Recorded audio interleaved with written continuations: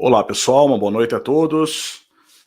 Resolvi fazer essa live agora aqui para falar de um assunto que já faz uns dias que eu estou querendo comentar, que é uma compreensão que vai entrar naquele sentido de palavra rema, aquele significado mais profundo das escrituras que nós não percebemos num primeiro contato, num primeiro momento, e apenas quando nós começamos a entender as escrituras, né, como parte de um templo luminoso, sendo esse templo o nosso próprio corpo sendo aperfeiçoado, digamos assim, o nosso corpo espiritual, nascido de novo, as escrituras elas vão tomando a forma de estruturas de um grande corpo espiritual, um grande templo de fato, né, que ele entra em harmonia com o nosso próprio corpo espiritual, nascido de novo. Não falo do corpo físico, esse que é templo do Espírito Santo, mas, como nós sabemos, a compreensão mais elevada das Escrituras diz que nós temos que nascer de novo e nascer de novo em espírito, né? Então, existem algumas chamadas tipologias nas Escrituras, né? Como, por exemplo, a igreja sendo chamada de noiva do Cordeiro, o Cordeiro como Cristo. A igreja, que além de mulher, além de noiva, né, comparado às virgens, né, como aquela parábola de Jesus, das 10 virgens que aguardam a chegada do noivo, ela é muitas vezes comparada à mulher. Em Apocalipse, ela é chamada de noiva do Cordeiro, no caso, a Jerusalém celestial. Ela é comparada. Essa é a questão, né? São linguagens comparativas, chamadas no passado de parábolas, que ajudam as pessoas a assimilar melhor aquelas ideias.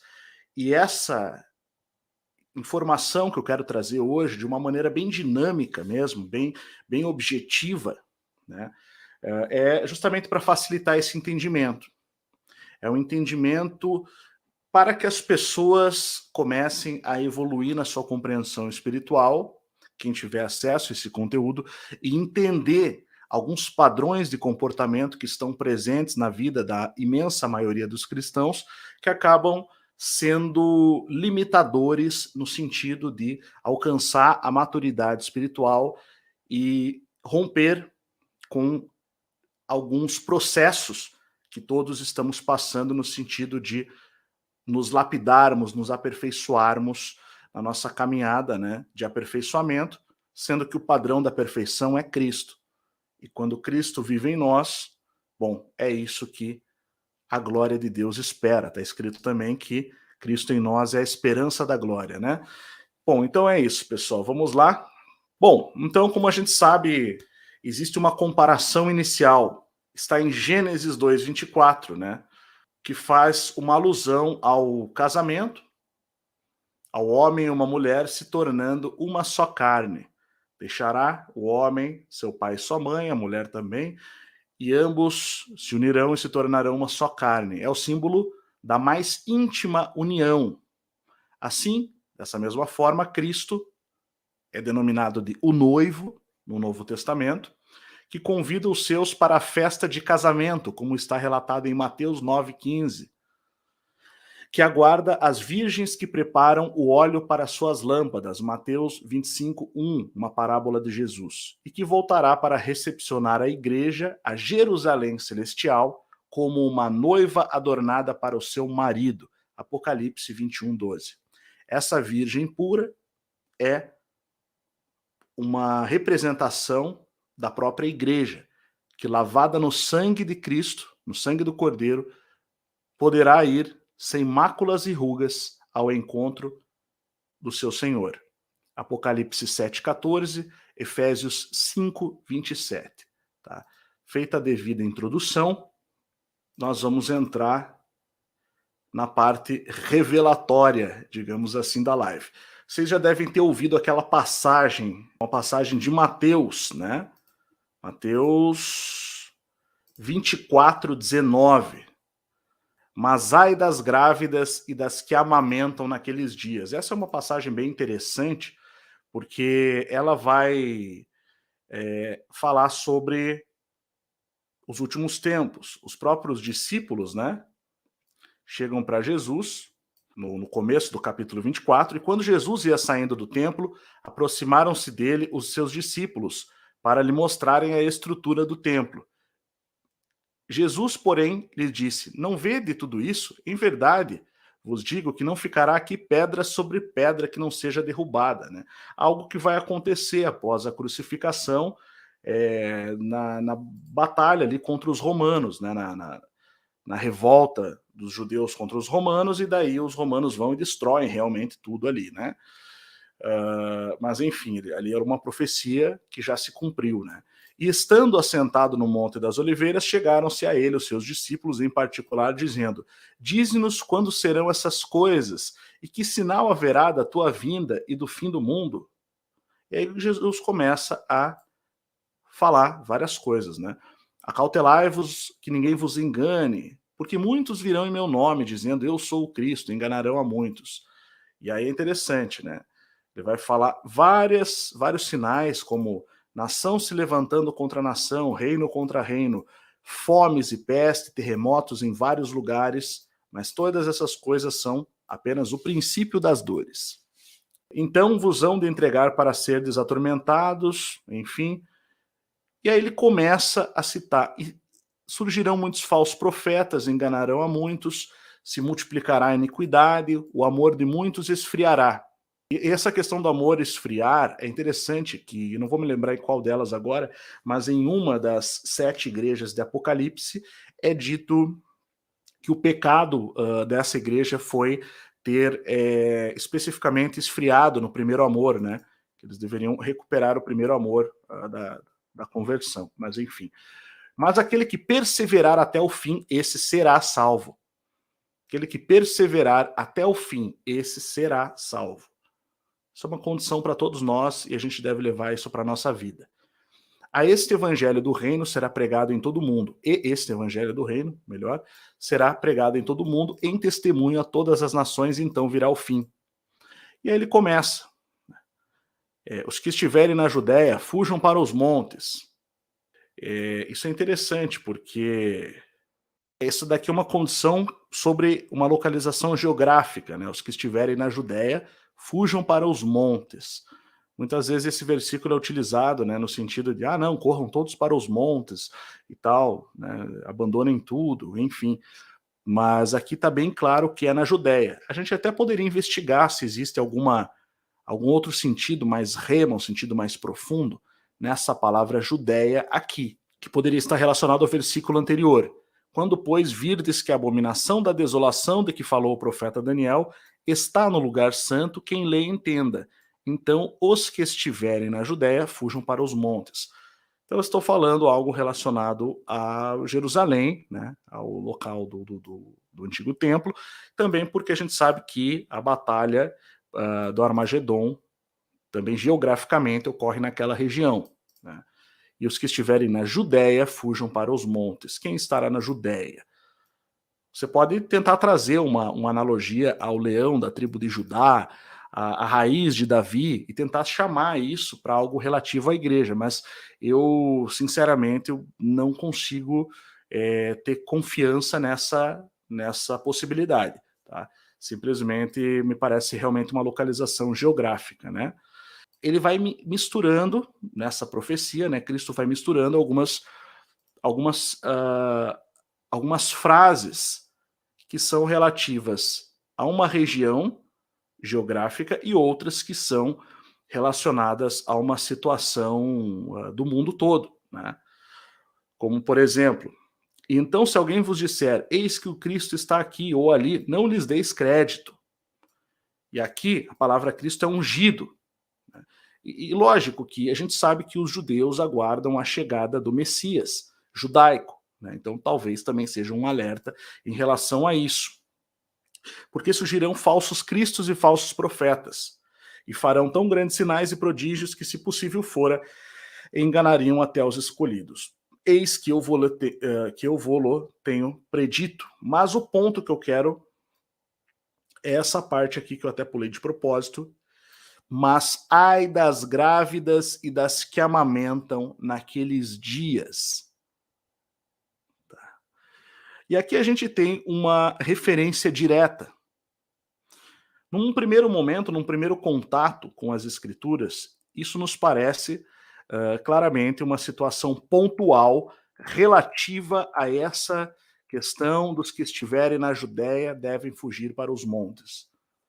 Eu costumo fazer uma análise das escrituras de uma maneira assim mais analítica, né, para a gente poder descascar as camadas das escrituras. Existe um termo chamado palavra rema que vai tratar justamente das interpretações mais reveladas, mais profundas. Bom, em diversos momentos, tanto de Apocalipse quanto do Novo Testamento, como um todo, e aqui nós estamos em Mateus, falando do final dos tempos, Jesus falando, ele cita ai das grávidas que amamentam naqueles dias. Bom, veja, a igreja ela é comparada a uma mulher. Essa mulher é responsável por dar à luz espiritualmente, por meio da pregação, por meio de alcançar outras pessoas. A pessoa ela precisa nascer de novo. E ela vai ser gerada no corpo de Cristo e vai ser amamentada no corpo de Cristo. Tá? Isso é uma representação que é abundante nas Escrituras. Eu vou dar um exemplo aqui. 1 Coríntios e Hebreus. Aqui, ó. Apóstolo Paulo em 1 Coríntios e o autor de Hebreus no capítulo 5. Então, 1 Coríntios capítulo 3. Irmãos, não lhes pude falar como a espirituais, mas como a carnais, como a crianças em Cristo. Dei-lhes leite e não alimento sólido. Veja, logicamente, Paulo não dá leite materno, né? Ele está falando aqui de ensinamentos espirituais. Pois vocês não estavam em condições de receber o alimento sólido. Eu botei na versão NVI, que é mais fácil, tá? Eu acho ela mais fácil de explicar, né? Mas as outras algumas vão traduzir como carne, que pode até dar uma conotação mais profunda, mais no sentido da Eucaristia, o corpo de Cristo, né? Que a pessoa come, na verdade, ela não está comendo a carne, literalmente, é uma simbologia, a Eucaristia, a comunhão, no caso, né? De comer o pão, ou a hóstia, no caso da Igreja Católica, representação do corpo de Cristo. Então, olha que interessante. Dei-lhes leite e não alimento sólido, pois vocês não estavam em condições de recebê-lo. De fato, vocês ainda não estão em condições, porque ainda são carnais. Agora ele vai dizer por que eles são carnais. Porque, visto que há inveja e divisão, ou dissensão em outras traduções, entre vocês, não estão sendo carnais e agindo como mundanos? Pois quando alguém diz, eu sou de Paulo, e outro, eu sou de Apolo, não estão sendo mundanos? Então isso é uma coisa que acontece muito no meio cristão hoje, né? Ah, eu sou de tal denominação, eu sou de outra, eu sigo aquele pastor, aquele outro não presta. Eu sigo essa igreja, a outra não presta. Eu sigo esse líder aqui. Ah, esse papa eu gosto, daquele outro não. Então isso é uma característica de quem ainda está no leitinho espiritual, e quem ainda não está digno ou pronto para receber alimento sólido. Não estão em condições de receber o alimento sólido. E isso é uma característica que está presente atualmente em 99,8 talvez por cento de toda a cristandade atual, que ficou viciada nessa condição do leite espiritual e parou por aí, né? Não amadureceu. São adultos cuja força espiritual é de uma pessoa que nós podíamos comparar a um adulto que cresceu. Imagina um adulto desde criança, desde bebê, bebendo leite a vida toda. Como que ele vai ficar? ele vai desenvolver problemas, ele vai desenvolver, enfim, uma falta de outros nutrientes, e não vai ser um guerreiro forte, em nenhuma hipótese, né? Vai ser simplesmente uma pessoa debilitada. E assim é. O corpo espiritual e a fé e a forma como essas pessoas acabam vivendo na sua espiritualidade, não tendo a estrutura para aguentar, porque aprenderam dessa forma e acabaram se mantendo dessa forma. Porque até mesmo algumas vezes as igrejas, as denominações também acabaram se acostumando com isso. Isso vai entrar naquela outra questão que eu falei numa outra live, né? Que um problema do cristianismo atual é o fato de que não existe uma possibilidade para a imensa maioria das pessoas se aprofundarem nos mistérios da fé. A igreja se tornou como um todo exotérica. O que eu quero dizer aqui? Exotérico com X significa o seguinte: o grande público, a massa, né, o corpo como um todo, as pessoas, elas acabam não tendo acesso aos mistérios da fé. Isso acaba ficando restrito somente a um grupo seleto, que acaba se iniciando em mistérios mais profundos. No caso da Igreja Católica, acaba sendo restrito aos sacerdotes, aos padres. No caso das igrejas evangélicas, em alguns casos é ainda mais preocupante, porque a gente sabe que alguns líderes, eles acabam passando por sociedades iniciáticas, que nem sequer são cristãs, né, de cunhos cosmopolitas, maçônicos, enfim. Então são coisas que acabam iniciando as pessoas em mistérios e mantendo as pessoas que são encarregadas de pregar a palavra, e em outros, para os demais, acabam ficando de fora dessa iniciação dos mistérios. Em alguns casos, nem mesmo são os mistérios reais da fé, né? Os mistérios mais profundos, de níveis de revelação, de um corpo espiritual maduro. Tá? Isso é um problema. Eu não estou dizendo aqui que todos os pastores evangélicos estão nessa condição, é claro que não. É claro que não. Ou que não existam padres católicos que desejam que as pessoas amadureçam na fé. Claro que existem, sim. Existem movimentos também onde há esse ímpeto de se quebrar essas limitações, né? Como existe, por exemplo, no movimento católico.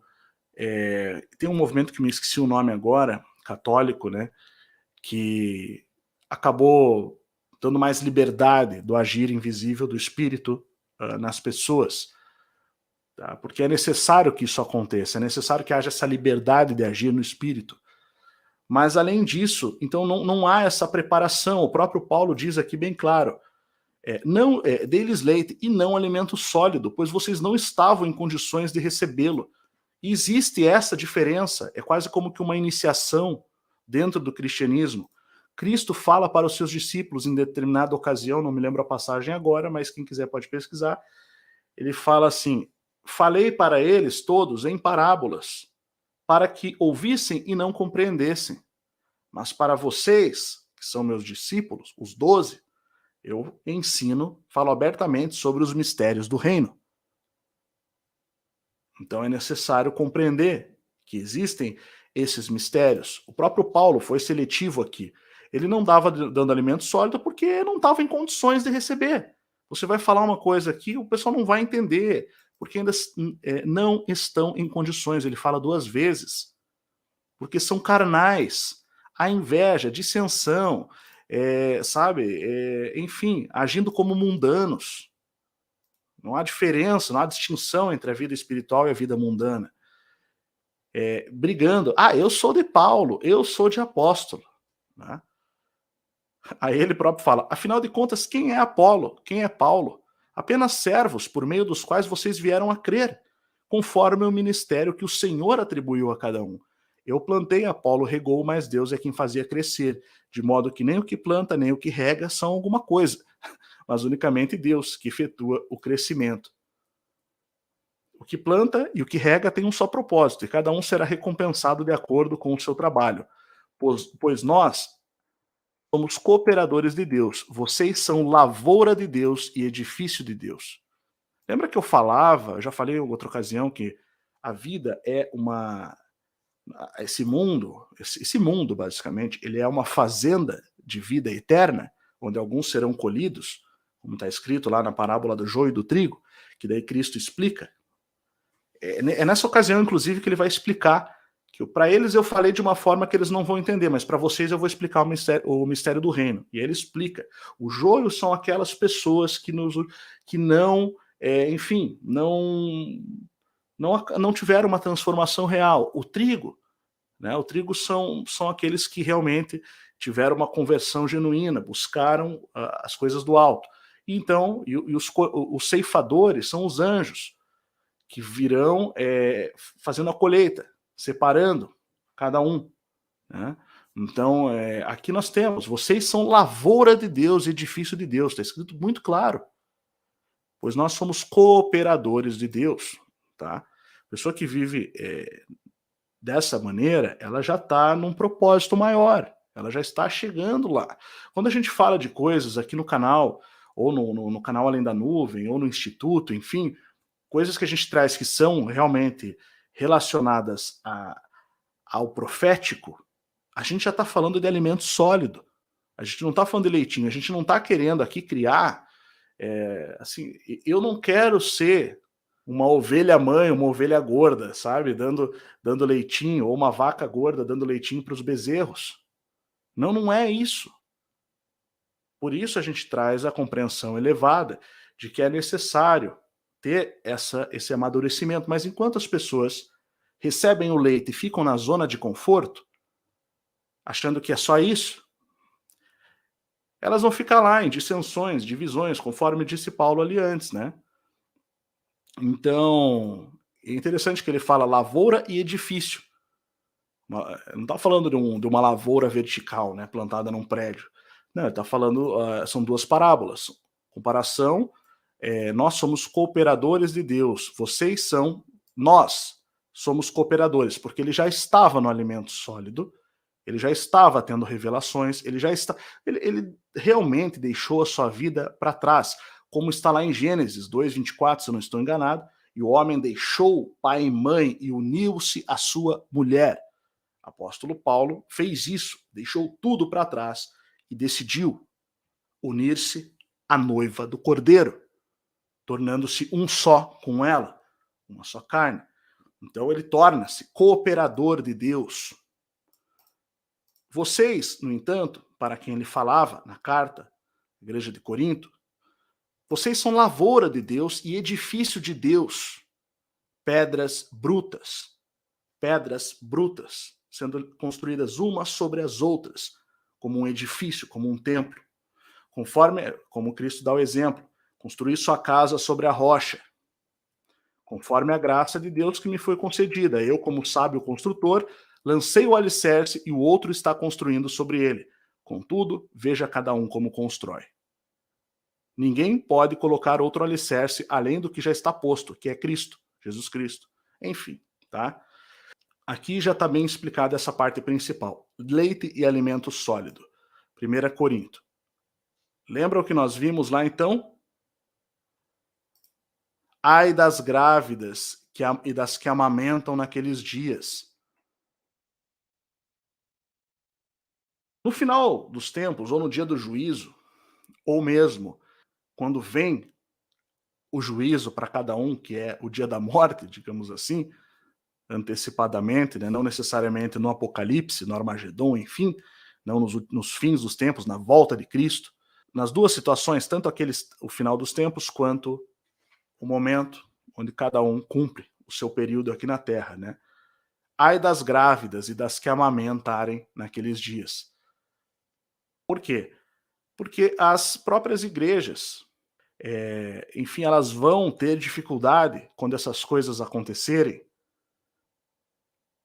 para conseguir carregar tantas pessoas em condição similar a essa que o Paulo citou. pessoas carnais, como crianças em Cristo, que não estavam em condições de receber o alimento sólido, certo? Porque estavam lá ainda mamando nas grávidas, sendo amamentados com leitinho, e aí não tiveram maturidade, estrutura para suportar, para aguentar e vão acabar sucumbindo, muito provavelmente como as próprias grávidas, que numa situação dessa também não terão condições, enfim, estarão frágeis, pois estarão amamentando, né? Os seus membros, seus integrantes não vão ter condições de ter uma ação eficaz, no sentido de transpor aquele momento com atitudes corretas, eficientes. Hebreus também, olha aqui. Esse é um capítulo muito forte. Ele vai terminar no verso 14, ou verso 13 e 14. Quem se alimenta de leite ainda é criança e não tem experiência no ensino da justiça. Ensino da justiça. Porque para entender o que é justiça, né, primeiro que tem que ter fome e sede de justiça, para se alimentar dela. Para entender o que é justiça, é preciso entender que a misericórdia triunfa sobre o juízo. Quer ver uma palavra hebraica chamada tzedakah? Provavelmente tem a mesma raiz lá de Melquisedeque, tzedakah, né? Então, a gente vai falar do sumo sacerdote, segundo a ordem de Melquisedeque, Cristo, rei de justiça. Antigamente, quando um hebreu da linhagem de Abraão, né, que teve acesso à lei após Moisés, passava por uma grande calamidade, havia essa prática de clamar por justiça. E as pessoas ao redor, a comunidade das tribos, se reuniam e devolviam àquela pessoa a condição original que lhe pertencia. A condição original, no caso de alguém que sofreu uma calamidade e perdeu uma lavoura, era ter alimentos, era ter mantimentos que havia perdido. Um incêndio, as pessoas se juntavam, faziam um mutirão e devolviam a casa àquela pessoa. A pessoa perdeu tudo num assalto, as pessoas se compadeciam ao redor e praticavam a justiça, porque a justiça de Deus, aliás, ela tinha dois significados. Como muitas palavras em hebraico têm mais de um significado. Ela significa ao mesmo tempo justiça e ao mesmo tempo misericórdia. Ao mesmo tempo justiça e misericórdia. Isso é o tzedakah, essa é a justiça de Deus.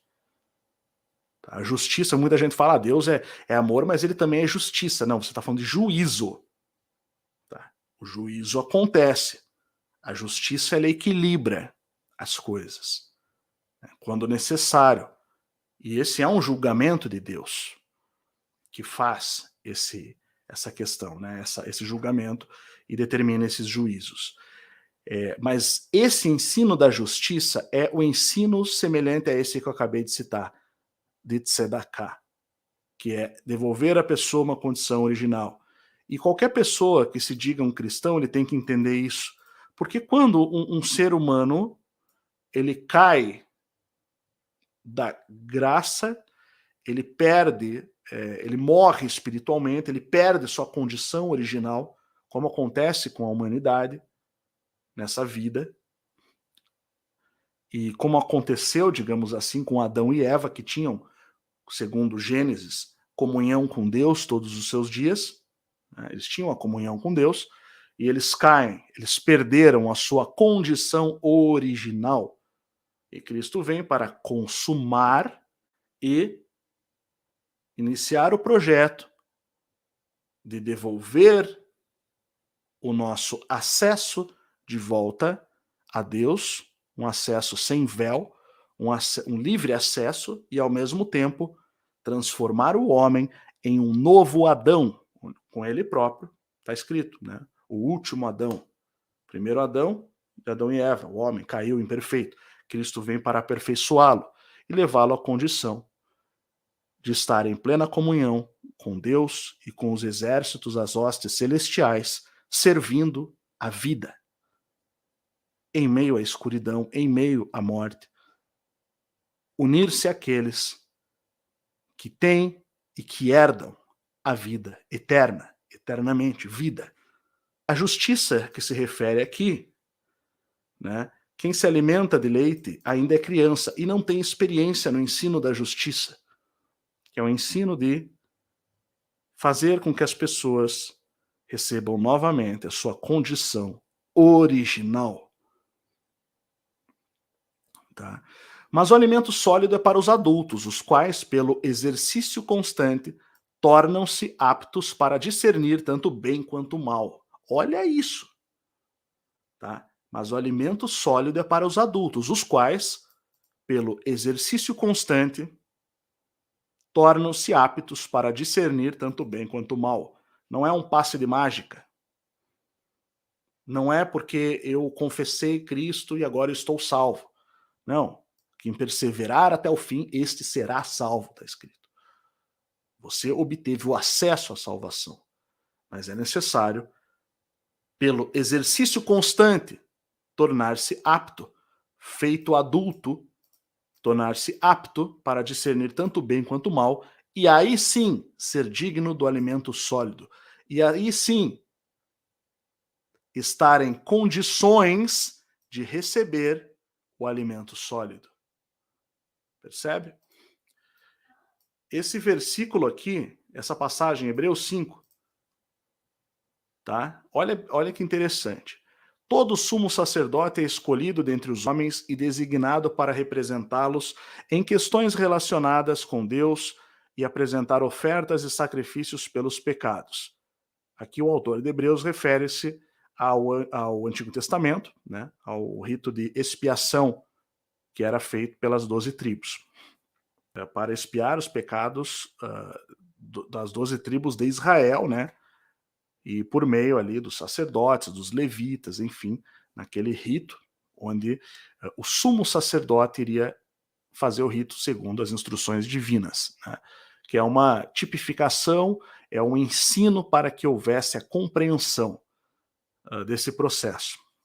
Bom, ele é capaz de se compadecer dos que não têm conhecimento e se desviam. O sumo sacerdote é escolhido dentre os homens e designado para representá-los em questões relacionadas com Deus. Ele é capaz de se compadecer dos que não têm conhecimento e se desviam, visto que ele próprio está sujeito à fraqueza. Então, o sumo sacerdote, que aqui é uma representação de uma pessoa madura espiritualmente, escolhida dentre os homens e designado para representá-los em questões relacionadas com Deus, né? São pessoas que sabem que são sujeitas à fraqueza, que estão sujeitas e que são, por isso, são capazes de se compadecer dos que não têm conhecimento e se desviam. Essa é uma característica. Uma pessoa que ela é espiritualmente elevada, ela não é aquela que julga, que acusa, que apedreja, que se considera melhor. Ela é aquela que é capaz de se compadecer, porque sabe que também está sujeita à fraqueza. Quando estou fraco, aí é que sou forte. Deus se aperfeiçoa na minha fraqueza. Citando a Bíblia. Por isso, ele precisa oferecer sacrifícios por seus próprios pecados, bem como pelos pecados do povo. Ninguém toma esta honra para si mesmo, mas deve ser chamado por Deus, como de fato o foi Arão. Da mesma forma, Cristo não tomou para si a glória de se tornar sumo sacerdote. Mas Deus lhe disse: Tu és meu filho, eu hoje te gerei. E diz no outro lugar: Tu és sacerdote para sempre, segundo a ordem de Melquisedeque. Por isso que o sacerdócio de Cristo é maior que o sacerdócio da lei. Tá? E Melquisedeque é anterior a Moisés, é anterior a Abraão, principalmente anterior a Moisés, que recebe a lei. É um sacerdócio mais antigo.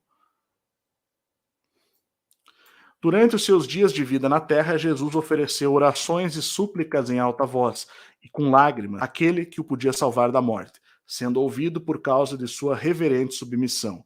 Embora sendo filho, ele aprendeu a obedecer por meio daquilo que sofreu, e uma vez aperfeiçoado, tornou-se a fonte de eterna salvação para todos os que lhe obedecem, sendo designado por Deus o sumo sacerdote, segundo a ordem de Melquisedeque. Quanto a isso, temos muito o que dizer, coisas difíceis de explicar, porque vocês se tornaram lentos para aprender. Consegue perceber a importância do alimento sólido aqui? São coisas que passam despercebidas na Bíblia, né, quando a pessoa lê. Quanto a isso, temos muito o que dizer sobre esse mistério, Jesus, sumo sacerdote, segundo a ordem de Melquisedeque. Quanto a isso, temos muito o que dizer, coisas difíceis de explicar, porque vocês se tornaram lentos para aprender. Ele está falando simplesmente com a igreja dos hebreus, com aqueles que tornaram-se a igreja após os discípulos. Essa é a carta aos hebreus. Bom, de fato, embora a essa altura já devessem ser mestres, de fato, e a gente está aqui 2000 e poucos anos depois, né, falando a mesma coisa. De fato, embora a essa altura já devessem ser mestres, isso vale para nós, vale para o nosso tempo. Vocês precisam de alguém que lhes ensine novamente os princípios elementares da palavra de Deus, os princípios básicos. Estão precisando de leite e não de alimento sólido. Basicamente, vocês regrediram, vocês não avançaram, sabe, não adentraram nos mistérios, não entraram profundamente, não mergulharam, deram para vocês a coisa mais importante da história do universo, coisa que nem mesmo os anjos que caíram têm acesso, que é a salvação, pelo menos não segundo o nosso conhecimento, que é a salvação, que é a eternidade, que é a vida acima da morte, que é a vitória sobre a morte. Mas o pessoal tá lá, dissensão, sabe? A gente está lá ainda se perdendo em coisas mundanas, vivendo como carnais. Muitos de nós, né? E eu não falo como alguém que já tem alcançado, venho aqui simplesmente compartilhar, também faço minhas análises de comportamento, né? Então, mas assim, eu estou compartilhando essa percepção, essa revelação, entende? Quem se alimenta de leite ainda é criança e não tem experiência no ensino da justiça. E essa parte nós já vimos. Mas o alimento sólido é para os adultos, os quais, pelo exercício constante, tornaram-se aptos para discernir tanto o bem quanto o mal. Bom, fica aqui o versículo 12 repetido. De fato, embora a essa altura já devessem ser mestres, vocês precisam de alguém que lhes ensine novamente os princípios elementares da palavra de Deus, a base da coisa toda. Estão precisando de leite e não de alimento sólido. Mas ai das grávidas e das que amamentarem naqueles dias, as mulheres que amamentam, as igrejas cujos membros necessitam de leite e não são maduros na fé, não entenderam os mistérios. Então, por isso que muitas vezes alguns ensinos que nós trazemos, eles são de fato, são coisas que nem todos vão assimilar, como lá no passado não assimilaram. Nem mesmo aqueles que tiveram contato com aqueles ensinos e que não tinham a maturidade souberam fazer bom uso dele. Como, por exemplo, quando a gente fala das 3 idades do mundo, né, que Fiore apresentou, a idade do Pai, a idade do Filho, a idade do Espírito Santo, que é profético especialmente para nós aqui. Isso não é o assunto desse vídeo, mas quem está familiarizado com esse ensino, e outros aí, né, sabem que isso é algo que, enfim, lógico. Veja que interessante, quando Joaquim de Fiore dividiu a idade do mundo em 3 fases, as 3 idades do mundo, tá? Joaquim de Fiore, um abade calabrês, cuja teologia foi muito importante na história de Portugal, por consequência do Brasil. Bom, o círculo verde nós temos a idade do pai, o círculo azul, a idade do filho, e o círculo vermelho, a idade do Espírito Santo. Tá? Então você vê que todos eles se entrelaçam, tanto o verde com o azul, como o azul com o vermelho, porque é um processo. Essa revelação, ela ensina que vai chegar um momento, que é esse último momento aqui, que é um momento específico de maturidade espiritual nesse projeto divino de Deus em nós, Deus para nós. Então aqui, o problema é que é o seguinte, chegou-se à conclusão de que nesse processo, nesse último tempo aqui, assim como o homem maduro não precisa mais ficar mamando nos, né, enfim, na sua mãe, não haveria mais a necessidade, a conclusão dessa compreensão foi essa, de que chegaria um momento em que não haveria mais a necessidade de processos litúrgicos, de pessoas, assim, comandando sobre outras na prática da fé, digamos assim. Só que é evidente que esse tempo ainda não está, ele pode até já ter começado, ele pode até ter chegado para alguns raros, mas para a imensa maioria ainda não chegou. É preciso reconhecer isso. E foi um erro que os espirituais franciscanos, né, cometeram na época que tiveram acesso a esse ensino, ou melhor, que parte dos franciscanos, depois eles foram divididos em espirituais e convencionais, e os espirituais foram perseguidos e foram excomungados, porque eles começaram a defender que Francisco de Assis, São Francisco, era o profeta que trouxe o prelúdio, o início, né, veio anunciar a idade do Espírito Santo, então que Roma, como instituição, mandando sobre a cristandade, já não era mais necessária. E aqui a gente está falando, né, de tempos da Idade Média, é evidente que essa ideia não foi muito bem recebida e, enfim, não deu certo, né, é evidente. Até porque isso entra naquela questão do exotérico. A igreja ela era já exotérica, ela não era esotérica, no sentido, esotérico com S, significa um grupo que tem acesso por meio da iniciação a mistérios mais profundos daquele conhecimento espiritual. E esse é o significado verdadeiro da palavra. E exotérico significa quando as pessoas são deixadas de fora desse conhecimento mais profundo. E é evidente que esse conhecimento que Joaquim de Fiore havia encontrado, havia descoberto, né, ele é um conhecimento mais profundo, e ele tornou-se profético na história de Portugal.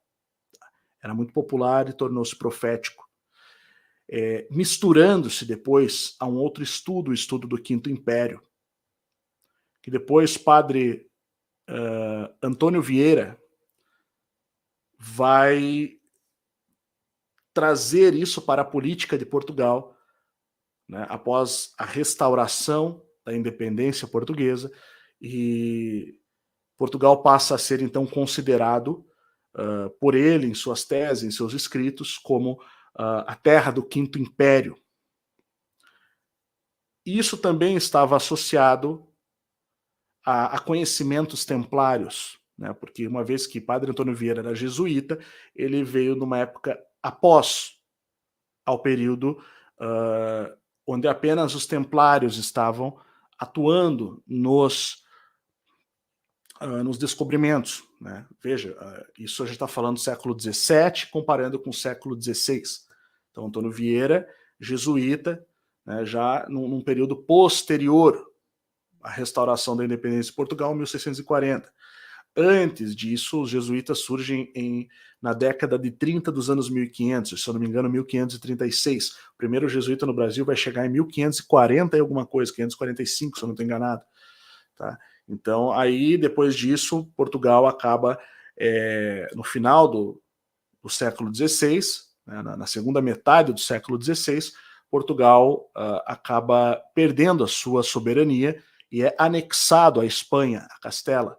E aí, quando há a recuperação desse processo, a recuperação da independência, é que vai surgir, então, o padre Antônio Vieira trazendo o Quinto Império. Mas antes disso, o que havia era essa compreensão da terceira idade do mundo, do Espírito Santo.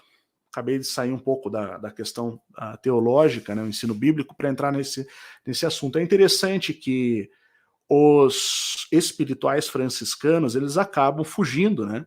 Porque lembra que a gente viu, para quem é aluno do Instituto, que os franciscanos, eles, junto com os templários, foram os primeiros cristãos a chegar nas Américas. Então, quando há essa perseguição aos espirituais franciscanos, eles são protegidos e acabam pelos templários, como os templários tinham esse hábito, né? Quando havia uma heresia que a igreja queria condenar, muitas vezes os templários achavam, ao julgar aquilo improcedente ou injusto, né? Muitas vezes eles protegiam a vida dessas pessoas. E, enfim, lógico que essas situações todas, elas geravam, até mesmo alimentavam esses conflitos, né? Havendo uma inquisição, haviam injustiças, às vezes a inquisição até ocorria por uma causa justa, né?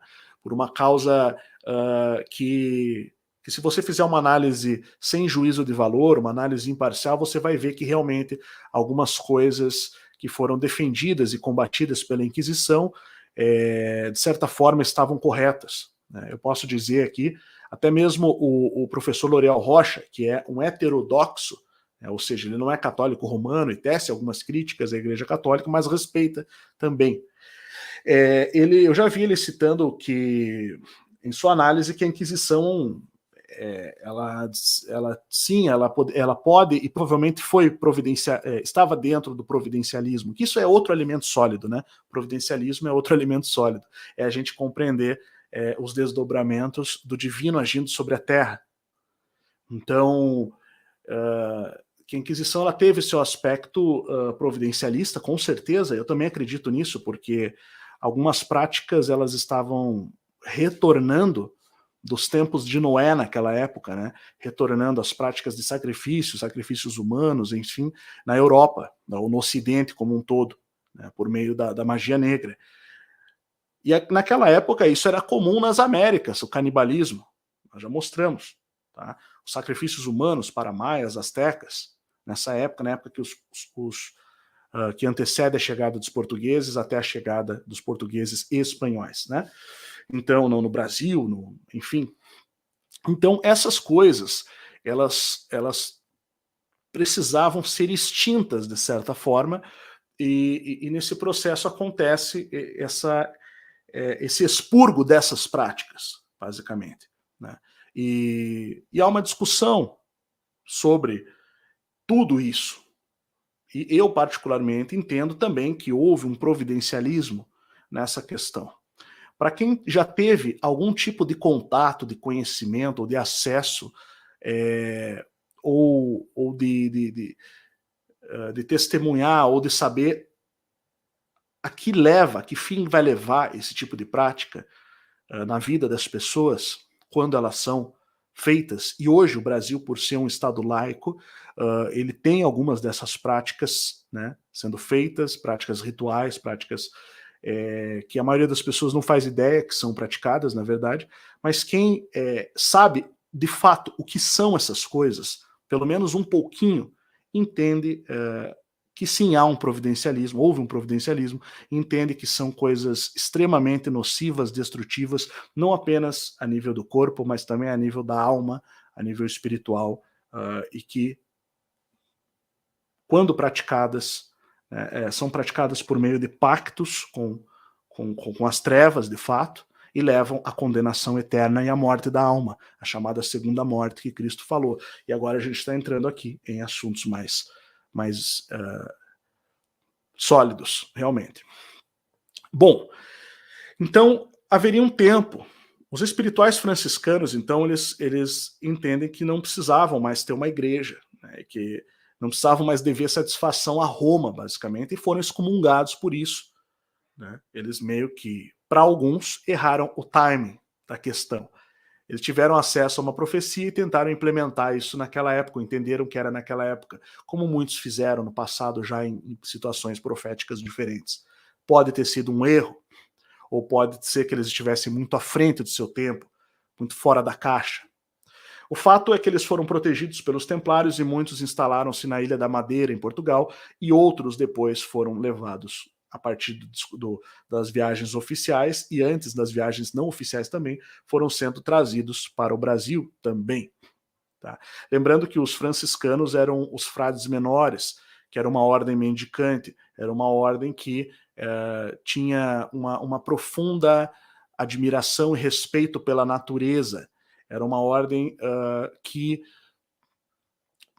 na Europa, ela fez um papel social muito importante, aproximando o alto clero da igreja com os camponeses, com o povo, né, fazendo um trabalho missionário muito forte. Então, levando de fato o evangelho para aos pobres e também para os povos pagãos e resgatando o valor do martírio, tirando a igreja da zona de conforto.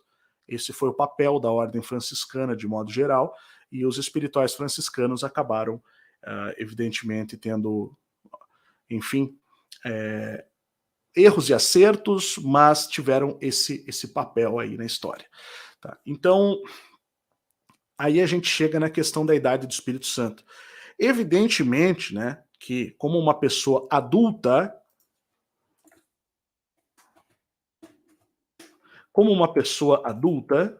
né, as pessoas poderão um dia cumprir aquilo que estava. Existe uma profecia do Antigo Testamento localizada em Jeremias 31, tá? Onde ele anuncia algo muito interessante, simplesmente o Novo Testamento.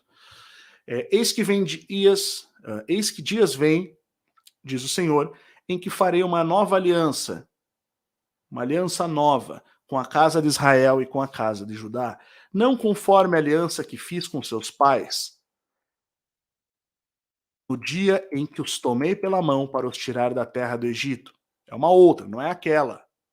Porque eles invalidaram a minha aliança, apesar de eu os haver desposado, diz o Senhor. Mais uma vez, uma referência a um casamento, né? Mas esta é a aliança que farei com a casa de Israel depois daqueles dias, diz o Senhor. Porei a minha lei no seu interior e a escreverei no seu coração, e eu serei o seu Deus e eles serão o meu povo. E não ensinará mais cada um a seu próximo, nem cada um a seu irmão, dizendo: conhecei o Senhor, porque todos me conhecerão, desde o menor até o maior deles, diz o Senhor, porque lhes perdoarei a sua maldade e nunca mais me lembrarei dos seus pecados. Assim diz o Senhor, que dá o sol para a luz do dia e as ordenanças da lua e das estrelas para a luz da noite, que agita o mar bramando as suas ondas, o Senhor dos exércitos é o seu nome. Bom, então, e não ensinará mais a cada um seu próximo, nem a cada um seu irmão, dizendo: conhecei o Senhor, porque todos me conhecerão. Lembrando que a palavra conhecer na Bíblia, ela era muito utilizada, especialmente no Antigo Testamento, e aqui nós estamos no Antigo Testamento, para quando um homem casava-se com uma mulher. Por exemplo, Abraão conheceu Sara e nasceu Isaac, né? Abraão tornou-se um só com ela. Então esse é o sentido. Então, enfim, tem uma outra profecia em Isaías que ele vai falar: derramarei meu espírito sobre toda a carne, né? Deixa eu ver se eu localizo aqui, acho que não está nessa passagem agora.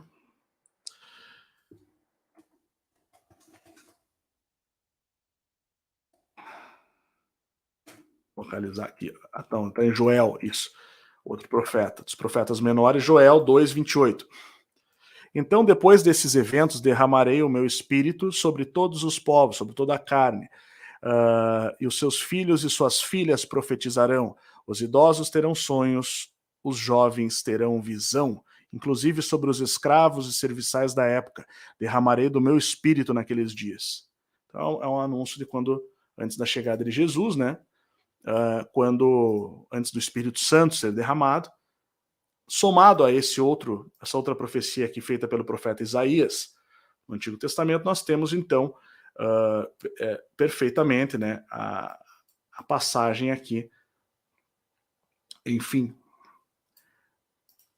de Deus escrevendo sua lei no interior dos homens e unificando. Ah, não, mas essa aliança aqui era para Judá e Israel. Tá? Enfim, mas a gente sabe, eu já mostrei isso em outras lives, né, que somos descendentes de Abraão pela fé.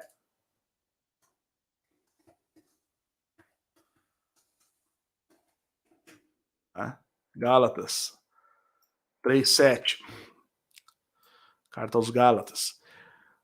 Considerai, pois, o exemplo de Abraão. Ele creu em Deus e isso lhe foi acreditado como justiça. Lembra da justiça? Então, estejais certos, portanto, estejais certos, portanto, de que os que são da fé, precisamente estes, é que são os filhos de Abraão. Tá? E a Escritura, prevendo que Deus iria justificar os não-judeus pela fé, anunciou com antecedência as boas novas a Abraão. Por seu intermédio, todas as nações serão abençoadas. Tá? Então, é por isso que eles foram entendendo que isso se cumpriria um dia. Não haverá mais a necessidade de cada um ficar ensinando o outro, né?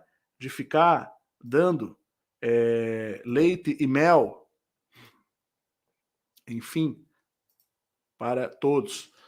E foi isso, né, baseado em um amplo conhecimento das Escrituras, que o abade calabrês Joaquim de Fiore entendeu isso e trouxe essa terceira idade do mundo, já com o Espírito Santo sendo derramado, já derramado sobre toda a carne, já com as pessoas conhecendo a Deus, Deus habitando em si, né, e sendo transformadas, sendo ensinadas pelo Espírito Santo. Isso é algo profético. E a comunhão, ela continua ocorrendo, mas ela deveria estar ocorrendo em níveis mais profundos, em níveis mais elevados. Tão elevado quanto profundo. E que nós não deveríamos mais estar ainda nessa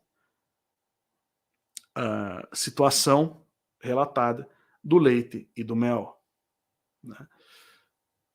Imaturos. Mas ai das grávidas e das que amamentam naqueles dias. Bom, esse ai vai para as igrejas que ainda hoje estão amamentando com leite e não com alimento sólido.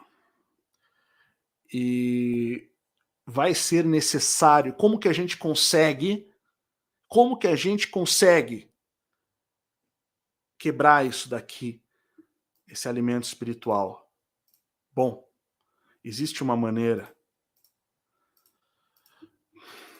existe uma profecia que explica isso.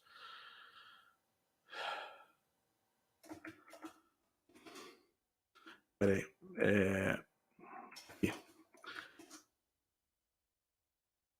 Vamos lá?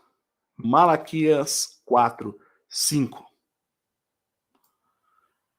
Eis que eu vos enviarei o profeta Elias, antes que venha o grande e terrível dia do Senhor, que é a volta de Cristo, né? Ela é referida dessa forma na Bíblia, tá?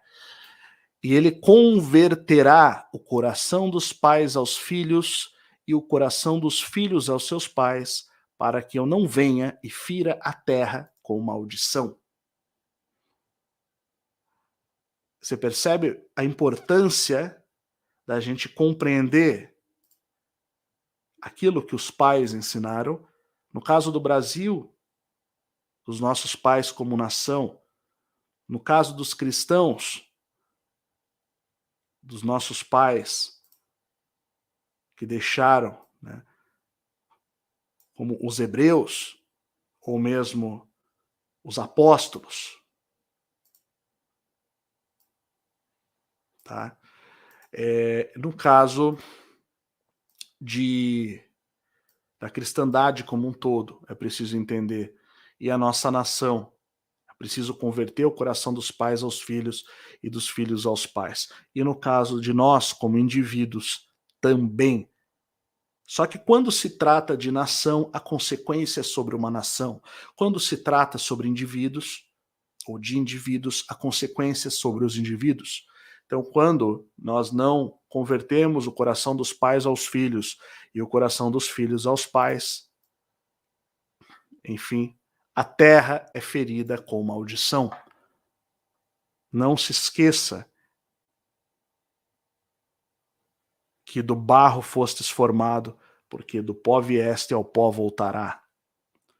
Muitas vezes nós vemos essa mesma comparação nas escrituras da terra como o coração do homem ou o corpo do homem. Tá? Então, a um nível individual, é importante quebrar essas maldições. A um nível nacional, é importante quebrar essas maldições.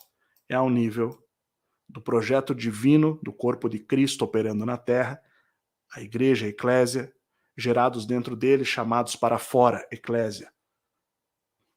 É preciso quebrar essa maldição. É preciso converter o coração dos pais aos filhos, e num nível divino, essa parte Deus já fez. Mas é preciso fazer a nossa parte, dos filhos aos seus pais, convertendo os nossos corações para o Pai, que é o próprio Deus. Então, essa é, basicamente, a mensagem aí que eu queria trazer hoje, o estudo, para a gente poder entender as Escrituras num nível mais profundo. Tá? Bom, queria agradecer a todos que estiveram acompanhando, né, a live. Desculpa, eu não pude acompanhar o chat, eu tive que me concentrar aqui, né, basicamente. Mas desejo a todos que tenham uma ótima semana inspirada, né? Tenham a tranquilidade e, ao mesmo tempo, né, esse compromisso, a gente sabe como que é um dia após o outro, né? Uma luta de cada vez, mas sabe, geralmente, quando que a gente cai no nosso processo? Quando a gente se precipita e toma uma atitude precipitada. Não é à toa que a palavra precipitado, o verbo precipitar, ele tem a mesma raiz que a palavra precipício, porque é uma queda. Se nós temos a paciência, que aliás é um fruto do Espírito, longanimidade, não temos ansiedade, como Cristo ensinou, a chance de nos precipitarmos é muito menor e de cairmos também. Por isso, se a gente conseguir ter essa firmeza, essa solidez, essa tranquilidade, a gente consegue atravessar os momentos difíceis, porque eles passam, na verdade. Eles passam. Então a gente consegue caminhar um pouco mais para frente, sem retroceder, avançando e não retrocedendo. E é isso que eu tenho, enfim, para dizer. Tá bom? Deus abençoe a todos, tenham todos uma ótima semana e obrigado pela participação de cada um aqui nessa live de hoje. Até a